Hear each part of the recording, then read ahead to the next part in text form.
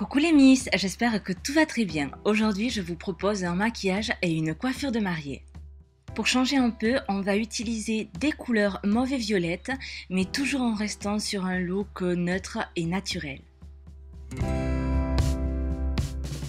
On va donc commencer par les cheveux. Moi ici, j'ai opté pour une coiffure simple, romantique et sensuelle. Pour leur donner du mouvement, je vais me servir d'un fer à friser. Mais si comme moi, vous faites partie de celles à qui les cheveux ne tiennent pas longtemps, pour dire juste 5 minutes, surtout après les laver, il vaut mieux enrouler au fur et à mesure sur chaque mèche encore chaude, un rouleau en complément. Je vais les laisser poser pendant que je me maquille. De cette façon, les ondulations seront plus marquées et tiendront davantage. Après, on va dire que vive la laque. Comme vous voyez, pour donner du volume sur le haut sans que cela ne fasse trop friser, j'utilise un fer beaucoup plus gros que le précédent. Il est clair que pour poser nos rouleaux, on tiendra compte du style de coiffure que l'on aura choisi. On attaque avec le maquillage et tout d'abord on hydrate la peau qui sera sollicitée durant plusieurs heures.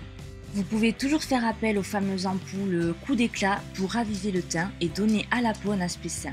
Pour ce jour, il me semble qu'il est indispensable, voire obligatoire, d'appliquer un primer pour lisser les rides d'expression, voire un sérum pour resserrer tous ces petits pores qui, dans mon cas, se dilatent au niveau des pommettes. Pensez que toutes ces petites imperfections après, on les voit sur les photos et les photos coûtent très cher. Donc les filles, on va tout mettre de notre côté. Maintenant, on va corriger les imperfections et camoufler les cernes, petits boutons, etc. Pour cela, j'utilise mon correcteur préféré, le numéro 1P de Stage. Le produit que j'ai utilisé pour le coup d'éclat est de chez Kiko, le lisseur de chez Sephora. Et pour les pores, le Porefessional de chez Benefit. Comme base de maquillage, j'ai choisi le NW20 de chez MAC qui, passé avec cette éponge humide, donne un aspect très naturel. De plus, il a une longue tenue, donc c'est ce qu'il nous faut parce qu'il y a des heures et des heures devant nous. La matière doit être appliquée petit à petit pour bien l'incorporer et donner un aspect parfaitement uniforme. Donc, pas de précipitation mesdames. Je matifie avec de la poudre translucide, celle-ci est de Catrice. Et si vous avez mis un produit qui n'est pas très couvrant, vous pouvez rehausser votre teint avec une poudre colorée. Sinon, je vous la déconseille. On ne touche pas la zone des cernes, ça, on va s'en occuper après. Il est primordial de passer sur les paupières un primer pour assurer une meilleure tenue au fard. Je tenais à terminer celui-ci qui est de la Naked, mais j'avoue qu'il ne fait pas partie de mes préférés. Je passe maintenant aux sourcils, ces fameux sourcils qui donnent tant de caractère à notre visage. On fait quand même attention de ne pas trop les marquer parce qu'on veut rester naturel.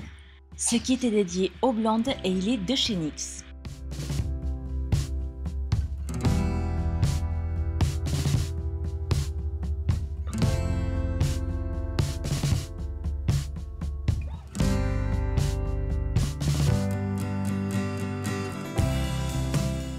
Pour que les zones claires gagnent en intensité, j'aime beaucoup utiliser un jumbo. Je l'applique là où mes zones devront ressortir, c'est-à-dire sur l'arcade, la partie mobile et le coin de l'œil.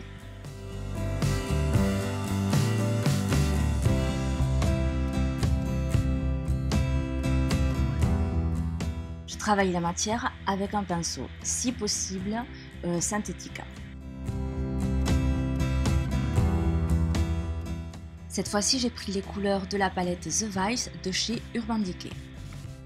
Je dépose ce beige en tapotant pour éviter que la poudre ne tombe un peu de partout.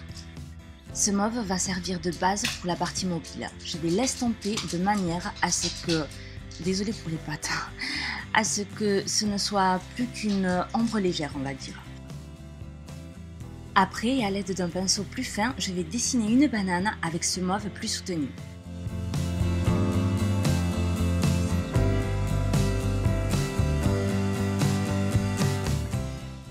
Je vais me servir de ce marron neutre de la Naked et je vais le déposer juste au-dessus de la banane en estampant bien.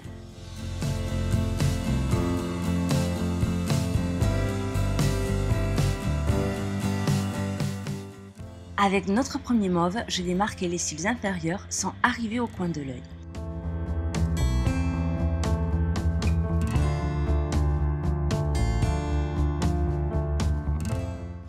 Avec ce beige clair, je passe sous les sourcils pour adoucir la démarcation. Prochaine étape, le tracé de l'eyeliner. Personnellement, pour un jour comme celui-là, pour un maquillage de mariée, je n'aime pas que le trait noir soit trop prononcé.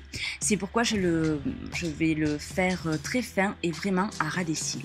Pour ouvrir l'œil, rien de mieux que remplir la ligne intérieure avec un crayon clair.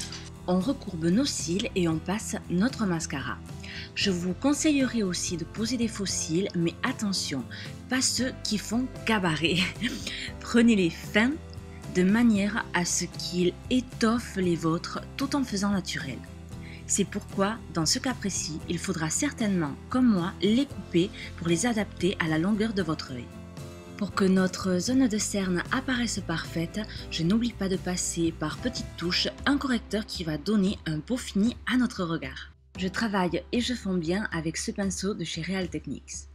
Avec le Hoola de Benefit, je redéfinis les contours de mon visage, mais sans plus. Il faut savoir que sur les photos, tout ressort et l'on peut avoir de mauvaises surprises.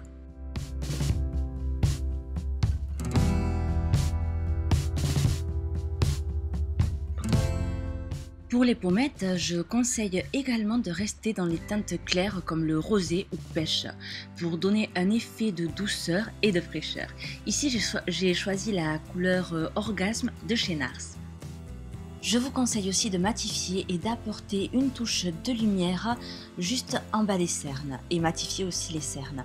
Pour cela, j'utilise ces billes de Guerlain. On va éviter les produits trop nacrés ou trop brillants parce que comme je vous ai dit, ça ressort après sur les photos. Et pour les lèvres, je finis avec un rouge à lèvres longue tenue, le Chatterbox de chez MAC. On peut maintenant revenir à nos cheveux et retirer tous nos rouleaux.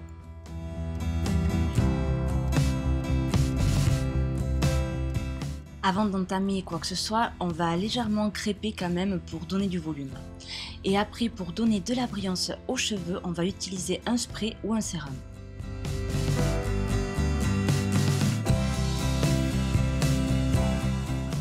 Maintenant, je ramène mes cheveux sur un côté et j'attrape une mèche que j'enroule pour en faire une queue. J'entrelace ensuite autant de fois que possible cette même mèche avec quelques cheveux de manière à pouvoir la fermer comme un nœud. On coiffe un petit peu en haut et on peut maintenant fixer notre diadème qui normalement doit avoir un trou de chaque côté pour pouvoir y passer un clip. Vous vous arrangez pour maintenir vos cheveux, ces petites mèches qui dépassent avec des épingles sur l'arrière. On fixe le tout avec beaucoup de laque, mais on essaye quand même de prendre une laque assez souple, que ça ne fasse pas trop crêper. Et voilà le rendu du look. C'est fini pour aujourd'hui. J'espère que cette vidéo, ce tuto vous aura plu et n'hésitez pas à me laisser vos commentaires ici bas. Je vous invite aussi à me retrouver sur Instagram, Facebook et le site vericil.com. Merci beaucoup d'avoir vu cette vidéo et n'hésitez pas à vous abonner. Je vous fais un gros bisou et on se voit très bientôt. A plus!